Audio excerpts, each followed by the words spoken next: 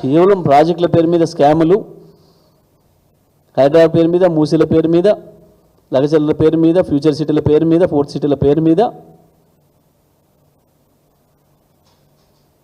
భూములు స్వాహా చేసుడు, నోట్ల కట్టుడు, లెక్కలు పెట్టుడు తప్ప ఇంకొక పని ఎక్కడ కనబడతలేదు. మంత్రులు, ముఖ్యమంత్రి మంత్రులు పోటీపడి ఒకరికి మించి ఒకరు, ఎవరికి వీలైతే వాళ్ళు అందిన కాడికి దోసుకుందాం, కప్పం గట్టి కాడికి కట్టొద్దాం.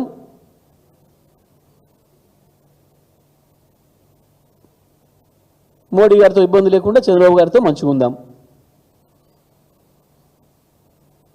దీనికి సంబంధించిన ప్రణాళికలు, దీనికి సంబంధించిన పనులు తప్ప ఇంకొక పైసా పని తెలంగాణ ప్రజలకు ఏం కావాలి, మనం ఏమి ఇచ్చినాం, ఏ మాట ఇచ్చినాం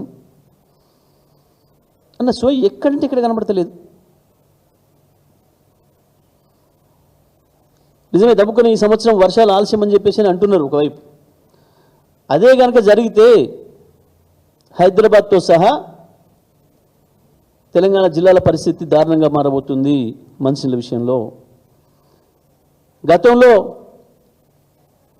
కేసీఆర్ గారి కాలంలో మేము ప్రతిరోజు ఇచ్చిన మంచినీళ్ళు గ్రామాలు, పట్టణాలు, నగరాలని తేడా లేకుండా హైదరాబాద్తో సహా ఇవాళ చాలా చోట్ల 2 రోజులకు పోయినాయి. రోజు తప్పించి రోజుకు 2 రోజులకు ఒకసారి అన్నది మొదలైంది.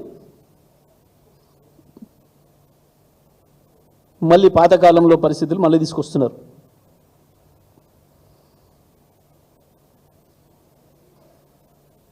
పోలవరం విషయంలో మొదటి నుంచి మనం ఏదైతే మాట్లాడుతున్నామో, ఏదైతే చెప్తున్నామో దాని మీద నిలబడలేదు. చంద్రబాబు నాయుడు గారికి లొంగిపోయి అక్కడ ద్రోహం చేస్తున్నారు తెలంగాణకు. ఇక కృష్ణమ్మనైతే మొత్తమే అప్పచెప్పిండ్రు.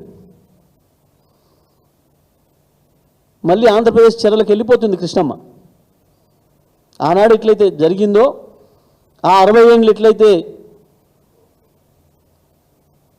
దుర్మార్గంగా వాళ్ళ చెరలు పెట్టుకొని నాగార్జున సాగర్, శ్రీశైలంలో ఒక పోరంబొక్కు ప్రాజెక్ట్ లాగా నడిపినరో, ఏ ఆపరేషన్స్ రూల్స్ లేకుండా, మళ్ళీ ఈ సంవత్సర కాలంగా మళ్ళీ అది జరుగుతుంది.